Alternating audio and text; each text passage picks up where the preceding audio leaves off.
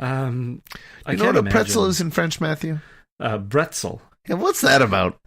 They added a loop to the P, and they've made it a bretzel. Yeah. What's even more questionable is people sometimes, will order a pretzel, but not understand. Like, if you hear someone say, "Can I have a bretzel?" I know what they mean. You know what they mean, right? Like, it's not hard to figure it out if you don't know that. But a lot of people are still very confused. If you say pretzel, they're like, "Oh, you mean a bretzel?" It's like, come on. Visually, it pretty much is the exact same thing, and the even sound is almost the exact same. Very similar. I don't know. They weren't the French language wasn't really trying with that, or the English language. What came first? Who knows? I'm not sure who named pretzels or bretzels first. This is the kind of stuff they don't write about in the history books. So, Matthew, what were your thoughts on your burger? So serviceable keeps coming to mind. It was fine for a burger at a hospital where, I don't want something fancy. I don't want something in my face, especially if I'm grieving. I just want to, Or celebrating.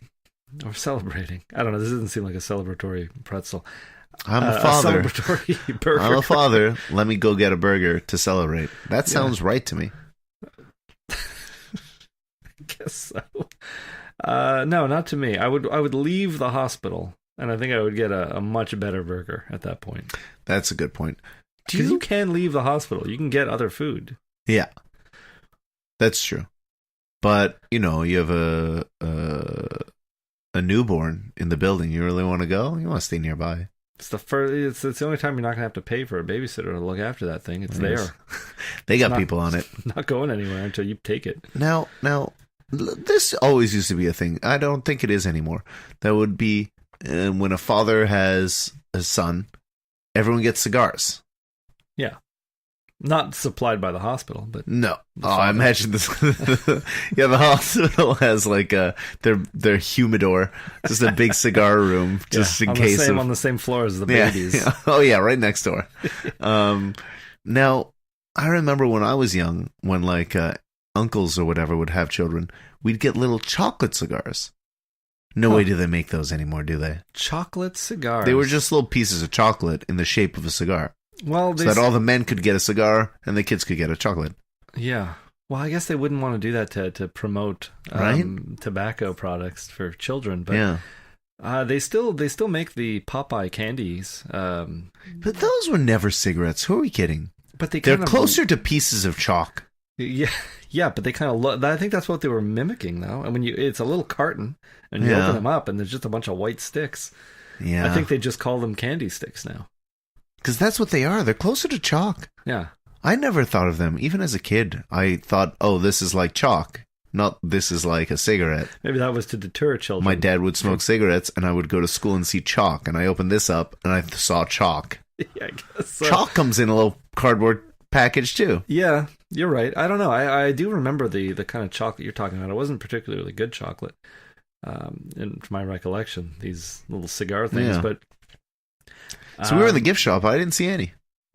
I saw boxes of chocolates. I think it's a very old practice. Like, you're not allowed to do any of that kind of thing in the hospital anymore. We've just lost some things in our culture. Don't you think? Yeah. No more smoking cigars in the hospital, in the baby ward, or whatever it's called. It's not just casually. It's a celebratory event. Yeah. One is not going to kill a baby. No. One cigar is not killing a room full of babies. No. And even a room full of cigars aren't going to kill a room full of babies. That's true. Oh, the baby's coughing. It's cute. Yeah. Get a photo of the baby holding the cigar. Why not? Oh, that's adorable. It's going to look huge in his hand. Yeah. It's going to be so big. Or let him suck on that chocolate cigar. Yeah. Baby's first cigar. So many great photos. And I guess you got to do them out of the hospital to not be I suppose so. Yeah. In this day and age. I mean, Matthew, you were telling me another story. Times have changed. You were saying you were with a bunch of friends watching a movie. Yeah. You want to tell this story a little bit? No, because I don't think I had so much trouble telling it to you earlier. I feel like I wouldn't even have the words to say it. I just feel like everyone's too sensitive now. We live in a PC time, Matthew. You can't smoke cigars in the maternity ward, and you can't watch the movie Christine about a haunted car. Yeah. Yeah, there are too many derogatory mentions of the female characters. It's a high school movie in the 80s. A lot of locker room talk going on. A lot of inappropriate by today's standards. I guess even by those standards back then. I don't know. But it's a movie, man. You're not advocating it. You're just enjoying it. And if something sounds wrong to you, just it's supposed to be funny. It's not supposed to make you feel awkward. It's not supposed to make you want to shut the movie off and watch something more friendly. I mean, politically, I see your point, but like, okay, you can be offended by a movie. There's nothing wrong with you being offended by a movie. Just move on with your day because the movie's not actively offending you. Yeah. The movie's just is what it is. It was made, when you were born or near then. Yeah. So, like, who cares? Yeah. I mean, the movie, the whole plot is this car kind of makes this kid who was kind of a nerd at the beginning become a jerk, just womanizing, and I mean that was it. But like, you need to see that transformation, and he's gonna say some pretty vile things, and you're gonna. Does he get his comeuppance in the end? Oh yeah, he gets killed by the car. By the car. The car turns on its owner. No, the car loved him, man, but shot him out the window. Why? I don't know. Because he became a jerk? It's a really weird movie, and it's like a very slow ending to that film. And it's a slow realization for the car that its owner is a jerk. No, the car wanted to be a jerk. The car just didn't want to share the man with anybody else. So, But the weirdest part of that movie, and getting away from everything else, is Old Man Marley from Home Alone. The neighbor is in that movie, and he is just a dirty, dirty old man, and not the way I want to remember Old Man Marley from Home Alone. And if you combine those two, does it make Old Man Marley much creepier? Way creepier. Far, far creepier. I think he just wore a back brace that was never explained, but it looked like a back brace made from items in a junkyard. Okay. I mean, he talked about the taste of a woman and a lot of weird things. And Macaulay Culkin was pretty freaked out about Old Man Marley up until he met him. Yeah. Maybe you would just need to have a conversation with Back Brace Marley. Yeah, maybe. I believe the actor has passed away, long since passed. Fair enough. So fair enough. The way things go. Speaking of passing, I guess, which happens a lot at a hospital, I didn't actually notice anybody grieving, any sad faces. No, everyone seemed fine. It was a nice sunny afternoon. I didn't ask anybody. What are you here for? Yeah. But, overall, spirits were high in that hospital. It seemed like it. The only person who seemed sort of solemn was a couple tables over from us. I saw a bigger character in a chef's coat. Yeah, and he was just sort of spacing out. He had his phone on the table in front of him, and he was just sort of looking off into the distance, then looking at his fingernails. And went back to looking off in the distance. I was wondering what he was thinking about. I was thinking, he has a chef jacket. Is he just a cook here? Or is he like the chef of the cafeteria? At which point, what's he doing anymore? Because, like... food's made, man. The food's made. The food, like, the menu's designed. It's not a complicated menu. Yeah. It's all in tins to be served up onto a plate, onto your tray. What are you doing? Okay, and if he is just a cook, is he okay? What do you mean? Is he okay? If you go to culinary school, you want to be a cook. You don't want to be like cafeteria cook. You want to like open your own restaurant or something, right? Yeah. And the way he was looking off into the distance, it just looked like something was missing. I guess, yeah. It wasn't Jell-O. No, maybe it was the way I was talking about his potatoes. Maybe. It's pretty harsh on those potatoes. But I don't know. Do you feel like if you're a chef, you want to necessarily open up your own restaurant? Like if you're a bartender, do you want to open up your own bar?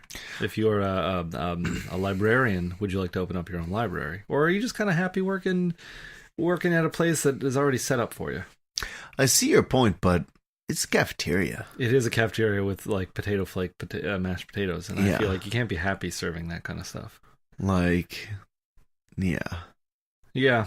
I don't know. He definitely looked upset because I don't know what he's doing when he's behind, who knows what's going scenes. through his mind. Day in, day out, preparing the same things. It's there's no variation. It's a grind. Yeah. All the love is out of it. You know who had a lot of love? The guy working the register. You think so? I don't know. He kind of bugged me. He kind of bugged me too, and I was really worried for when I had to speak to him, because he made a little comment to you, and then he made some kind of comments to me, and I just wanted the whole transaction to be over. Go on. I just wanted it all to be over. He counted up everything I had. He asked if I had any gravy on my potatoes. I said I don't know, but I don't think so. And then he said he would take my word for it. And then he also said that the statistics don't lie. What does that mean? Like, odds are there's no gravy? I'm the cashier here all the time, and most of the time there's no gravy. So odds are you got no gravy. Yeah, I don't know. And then the woman behind me laughed. But I was like, well, I guess I was laughing when he was talking to the people in front of me, but I was just more nervous about what he was going to say to me. Also, like, you can't charge me for gravy, sir? He was charging people for butter. Yeah. Little, what should be complimentary. Yeah, usually those tiny little butters that you get with a bread. Yeah. When I heard him say to someone, they're like, yeah, we charge for butter, I kind of snuck my little salt packages under the plate. Did you really? Yeah. It's like, now you charge me a nickel for these. Yeah.